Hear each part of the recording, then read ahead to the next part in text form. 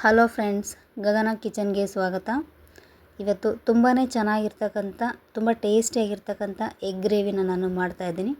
ಫಸ್ಟಿಗೆ ನಾನು ಒಂದು ತವೆನ ತೊಗೊಂಡು ಅದಕ್ಕೆ ಅಚ್ಕಾರದ ಪುಡಿ, ಧನಿಯಾ ಪುಡಿ, ಉಪ್ಪು ಮತ್ತು ಅರಿಶಿಣ ಪುಡಿ ಹಾಕಿ ಸ್ಪ್ರೆಡ್ ಮಾಡ್ಕೋಬೇಕು. ಫಸ್ಟು ಏನಕ್ಕಂದರೆ ಇದು ಬಾಯ್ಲ್ ಆಗಿರೋ ಎಗ್ಗನ್ನು ನಾವು ಇದರಲ್ಲಿ ಫ್ರೈ ಮಾಡಿಕೊಂಡ್ರೆ ಇದು ಒಂದು ಟೇಸ್ಟ್ ಬರುತ್ತೆ ಗ್ರೇವಿಗೆ ಅಂದ್ಬಿಟ್ಟು ನಾನು ಫ್ರೈ ಮಾಡ್ಕೋತಾ ಇದ್ದೀನಿ.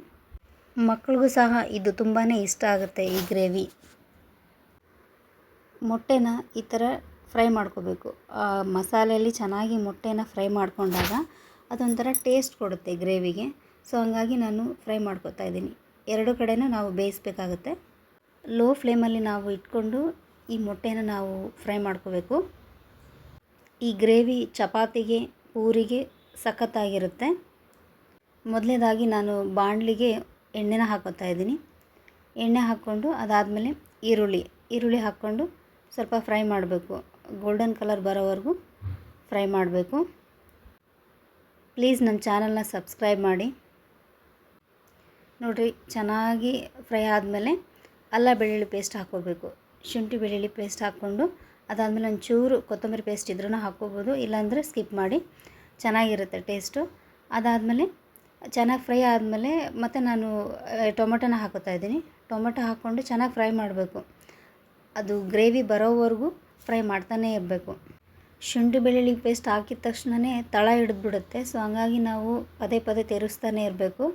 ನೆಕ್ಸ್ಟು ಅರಿಶಿಣ ಪುಡಿ ಹಾಕ್ಕೋತಾ ಇದ್ದೀನಿ. ಅರಿಶಿಣ ಪುಡಿ ಹಾಕಿ ನೆಕ್ಸ್ಟು ನೀವು ರುಚಿಗೆ ತಕ್ಕಷ್ಟು ಖಾರ ಹಾಕ್ಕೊಳ್ಳಿ. ಆಲ್ರೆಡಿ ನಾವು ಮೊಟ್ಟೆನ ಫ್ರೈ ಮಾಡಬೇಕಾದ್ರೆ ಹಾಕ್ಕೊಂಡಿದ್ದೀವಿ ಉಪ್ಪು ಮತ್ತು ಖಾರ ಪುಡಿನ. ನೀವು ನೋಡಿ ಹಾಕ್ಕೊಳ್ಳಿ. ನಿಮಗೆ ಖಾರ ಬೇಕು ಅಂದರೆ ಜಾಸ್ತಿನೇ ಹಾಕ್ಕೊಳ್ಳಿ.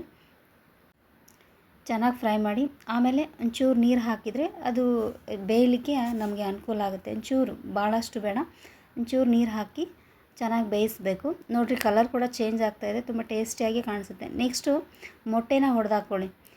ಇಲ್ಲಾಂದರೆ ನೀವು ಸ್ಕಿಪ್ ಕೂಡ ಮಾಡ್ಬೋದು, ಬೇಕಂದರೆ ಹಾಕ್ಕೊಳ್ಳಿ. ಬಟ್ ಟೇಸ್ಟಿಗೆ ನಾನು ಮೊಟ್ಟೆ ಹಾಕ್ಕೊತಾ ಇದ್ದೀನಿ. ಒಂದು ಮೊಟ್ಟೆ ಹಾಕಿದ ಮೇಲೆ ಅದು ತಳ ಹಿಡಿಯುತ್ತೆ. ಸೊ ಹಂಗಾಗಿ ನಾವು ಬಿಡದೇ ತಿರುತ್ತಾ ಇರಬೇಕು.